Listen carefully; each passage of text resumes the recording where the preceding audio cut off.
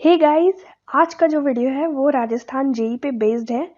मैं इसमें बताने वाली हूँ कैसे आप क्विकली अच्छे से नॉन टेक की पढ़ाई कर सकते हैं और अच्छा स्कोर कर सकते हैं। तो ये वीडियो बहुत इन्फॉर्मेटिव होने वाला है, तो प्लीज़ अपने इंजीनियर दोस्तों के साथ ज़रूर शेयर करना। देखो, अगर बात करते हैं नॉन टेक पैटर्न की, तो हमें पता है कि 40% उसका वेटेज है। और चूंकि ये आईबीपीएस कंडक्ट कर रहा है, तो जो बैंकिंग लेवल का क्वेश्चन होता है वही आएगा, लेकिन बैंक पीओ लेवल का क्वेश्चन नहीं आएगा, इसमें क्लर्क लेवल तक का आएगा। अब क्वेश्चन इजी रहेंगे, लेकिन टाइम मैनेजमेंट करना होगा। देखो, आप सब इंजीनियर्स हो, जनरली जितने भी लोगों ने भरा है बीटेक और डिप्लोमा वाले ही हैं, तो उनका टेक्निकल अच्छा होता है, बट मार कहाँ खा जाता है? नॉन टेक में। टेक्निकल में हाथ बैठा हुआ होता है, लेकिन नॉन टेक में टाइम मैनेजमेंट नहीं आता है और बहुत सारा ट्रिक भी पता नहीं होता है कैसे कौन सा क्वेश्चन सॉल्व करना है। और आप लोग कोचिंग में जैसे पढ़ते हो, गेट वगैरह की प्रिपरेशन कर रहे हो, तो उसमें जो एप्टी आपको पढ़ाया जाता है वो थोड़ा ना अलग टाइप से होता है। मतलब टाइम मैनेजमेंट उतना नहीं उसमें होता है, क्योंकि एक क्वेश्चन 2-3 मिनट ले लेता है। चूंकि ये आईबीपीएस कंडक्ट करा रही है, तो टाइम बहुत ही क्रूशियल है। वेबसाइट पे तो आपको बहुत कुछ लिखा हुआ है और मुझे नहीं लगता कि सारे लोग सब कुछ कवर अप कर पाएंगे। तो मैंने इस वीडियो में आपको एक निचोड़ बताया है, क्या क्या पढ़ना चाहिए आपको, कम टाइम में ज़्यादा प्रोडक्टिविटी मिलेगी। सबसे पहले तो यहाँ आ जाता है रीजनिंग एंड मेंटल एबिलिटी। उसमें आपको क्या करना है? नंबर सीरीज पढ़ना है। नंबर सीरीज में मिसिंग नंबर हो गया, रॉन्ग नंबर, यही आते हैं। और साथ में उसके जैसा ही एक अल्फ़ाबेट सीरीज होता है, ये भी आप दोनों साथ में कर लो। उसके बाद कोडिंग डिकोडिंग कर लो। फिर है ब्लड रिलेशन। ये 4 करने के बाद आपको सिटिंग अरेंजमेंट करना है। देखो, सिटिंग अरेंजमेंट बहुत इंपॉर्टेंट है, क्योंकि इसमें 2-3 टाइप के क्वेश्चन बनते हैं। लीनियर टाइप के सिटिंग अरेंजमेंट हो गया, सर्कुलर टाइप के हो गए, और कहीं कहीं पे जैसे आईबीपीएस में और भी जगह पे स्क्वायर टेबल में भी रहता है। जैसे 4 लोग कॉर्नर पे बैठे हुए हैं, फेस उनका सेंटर पे है, और 4 लोग जो एजेस पे बैठे हुए हैं उनका फेस ऑपोजिट साइड में है। इस टाइप के क्वेश्चन भी बनते हैं। तो सिटिंग अरेंजमेंट बहुत इंपॉर्टेंट है, इसको प्लीज़ स्किप मत करना।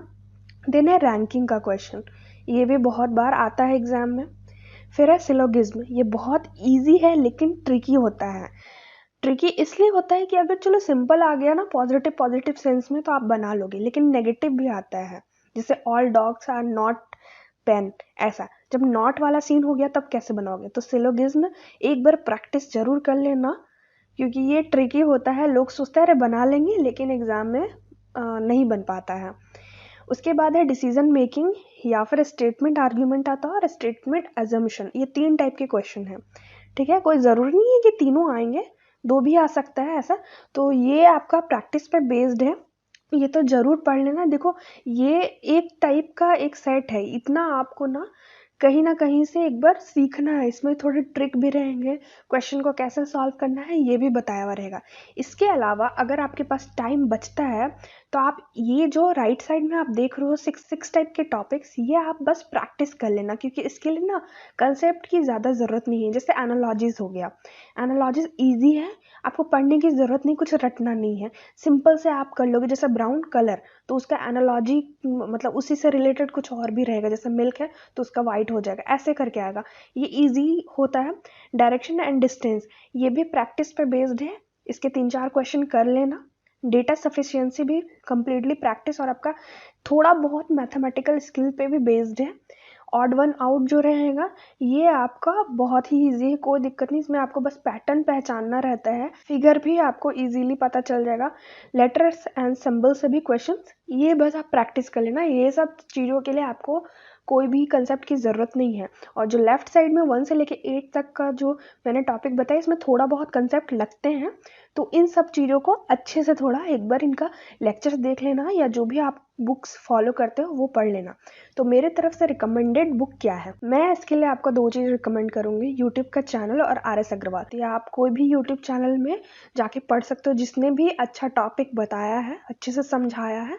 सपोज किसी यूट्यूब चैनल ने रैंकिंग अच्छे से समझाया, किसी ने सिलोगिज्म अच्छे से समझाया, तो प्लीज़ आप यूट्यूब पे ज़रूर सर्च करना। बहुत सारे आपको वहाँ पे चैनल मिल जाएंगे जो बहुत अच्छा से समझाए हैं। ईजी वे में आपको ट्रिक भी पता चल जाएगी कैसे ब्लड रिलेशन को ईजिली सॉल्व करते हैं। और दूसरा चीज़ है RS अग्रवाल, इससे ज़्यादा कुछ मत प्रैक्टिस करो, ठीक है। और RS अग्रवाल में भी बहुत सारे क्वेश्चन हैं, आपको बहुत सारा मतलब एक्सरसाइज में डेप्थ में जाने की ज़रूरत नहीं है, जो भी एग्जाम्पल्स है ना, सॉल्व एग्जाम्पल्स हैं वही सॉल्व करो, आराम से हो जाएगा। अब आते हैं मैथमेटिक्स। देखो मैथ्स में क्या है ना कि बहुत ज़्यादा क्वेश्चंस नहीं रहते हैं, लेकिन 8-10 क्वेश्चन अगर आते हैं, 12 नंबर तक के क्वेश्चन आते हैं, जो भी उनको कैसे सॉल्व करना है, तो मेंसुरेशन अच्छे से पढ़ लेना, ज्योमेट्री पढ़ लेना, परसेंटेज एंड फ्रैक्शन। अब देखो ये जो थर्ड नंबर है ना, परसेंटेज एंड फ्रैक्शन, इससे रिलेटेड ही नीचे के टॉपिक होंगे। आप परसेंटेज फ्रैक्शन पढ़ोगे एंड रेशियो प्रोपोर्शन पढ़ोगे, तो ये आपको हेल्प करेगा प्रॉफिट लॉस पढ़ने में, और ये आपको हेल्प करेगा देन इंटरेस्ट के क्वेश्चन सॉल्व करने में। देन मिक्सचर एंड एलिगेशन, मतलब नंबर 3 से लेके 7 तक सारे टॉपिक एक साथ ही करना, क्योंकि इनका यूज़ आता है। परसेंटेज फ्रैक्शन रेशियो प्रोपोर्शन ये सब का यूज़ आपका directly use profit loss interest mixture allegation में आएगा। और फिर है time and distance, time and work, इससे तो पक्का क्वेश्चन बनेंगे, जैसे 4 आदमी और 4 औरतें एक काम को कर रही, इस टाइप का एक क्वेश्चन बनेगा। फिर आपका बोट और स्ट्रीम से रिलेटेड क्वेश्चन बन जाएगा, पाइप सिस्टम से रिलेटेड क्वेश्चन बन जाएगा। इसमें 5 टाइप के टोटल क्वेश्चन होते हैं, आप प्लीज़ उन सबको कर लेना तो बहुत ही अच्छा होगा। अब ये रहा कंसेप्चुअल चीज, इतना तो आपको करना ही है। इसके बाद अब आता है मैथमेटिक्स का जो पोर्शन होता है, वो कैलकुलस, परम्यूटेशन, कॉम्बिनेशन, प्रोबेबिलिटी। अब आप चूंकि इंजीनियरिंग के स्टूडेंट हो, तो जाहिर सी बात है आप कैलकुलस के टच में हो, परम्यूटेशन कॉम्बिनेशन के टच में हो और प्रोबेबिलिटी के टच में हो। मैंने इन सारे टॉपिक्स को इधर राइट साइड में इसलिए लिखा है कि लेफ्ट वाला जो पोर्शन है ना, वो जनरली आप नहीं पढ़ते हो, लेकिन जो राइट साइड वाला पोर्शन है वो आप कॉलेजेस में भी पढ़े हुए हो, और मैथ्स का जैसे आपका जो टॉपिक्स है वो सब में भी आता है, तो इसमें आपको ज़्यादा प्रॉब्लम नहीं होगी। हाँ, जो डिप्लोमा होल्डर्स हैं उनको मे बी कैलकुलस वगैरह में प्रॉब्लम हो सकती है। तो इतना करने के बाद आपको कैलकुलस जरूर करना है, परम्यूटेशन कॉम्बिनेशन कर लो, क्योंकि परम्यूटेशन कॉम्बिनेशन के क्वेश्चन डायरेक्ट नहीं आएंगे, लेकिन इनका जो एप्लीकेशन है वो प्रोबेबिलिटी में आपको मतलब यूज़ होगा। जब आप प्रोबेबिलिटी के क्वेश्चन सॉल्व करेंगे, तो अगर आपको परम्यूटेशन कॉम्बिनेशन आता है तो आप इजीली कर लेंगे, और बहुत ज़्यादा पढ़ने की ज़रूरत नहीं है। ऐसा नहीं है IIT JEE की प्रिपरेशन कर रहे हैं, सिंपली आप उसका जो बेसिक्स होता है ना, जो NCERT के क्वेश्चंस होते हैं वही आपको लगाना है, और कुछ बहुत बड़ा तोप नहीं है। ऐसा नहीं है कि एकदम RS अग्रवाल, RD शर्मा ये सब सॉल्व करने बैठे, कुछ नहीं, बस बेसिक्स चीज पढ़ लो, आराम से सॉल्व हो जाएगा। और हर टाइप के क्वेश्चन कर लो, प्रोबेबिलिटी में भी 5-6 टाइप के क्वेश्चन आते हैं, और परम्यूटेशन कॉम्बिनेशन सिर्फ आपको बस फॉर्मूलाज देखना है, और कहाँ पे बायनोमियल थ्योरम लगता है वो देखना है। मतलब 2-3 टाइप के जो फॉर्मूला होते हैं वही आपको पढ़ना, और कैलकुलस में भी ऐसा ही है, बहुत डीप में जाने की ज़रूरत नहीं है। तो मैथमेटिक्स के लिए आप क्या फॉलो कर सकते हैं, सबसे बेस्ट है यूट्यूब चैनल। जितना भी मैंने आपको इधर लेफ्ट में बताया, मेंसुरेशन, ज्योमेट्री वगैरह, ये सब चीज़ के लिए ना आप यूट्यूब चैनल फॉलो करो। बहुत सारे चैनल हैं, एकदम इजीली और एकदम कंसाइज्ड वे में उन्होंने बताया हुआ, बहुत सारे ट्रिक के थ्रू बताया हुआ है, ये कर लो। और अगर आपके पास टाइम है तो दोनों में से कोई एक बुक फॉलो करो, अरुण शर्मा या RS अग्रवाल। देखो अरुण शर्मा का जो बुक है ना, ये ना इसका कंसेप्ट बहुत अच्छा है, बहुत अच्छा क्लियर कंसेप्ट देता है ये। और जो RS अग्रवाल है ना, इसके क्वेश्चंस बहुत सारे हैं, ये प्रैक्टिस के लिए ठीक है, और अरुण शर्मा ना कंसेप्ट को बिल्डअप करने के लिए ठीक है। तो अगर आपके पास टाइम है तो आप अरुण शर्मा से पढ़ सकते हो, नहीं तो फिर आप यूट्यूब चैनल पढ़ो, यूट्यूब चैनल में सीखो, और देन RS अग्रवाल के कुछ क्वेश्चंस लगा लो, बस सॉल्व क्वेश्चंस।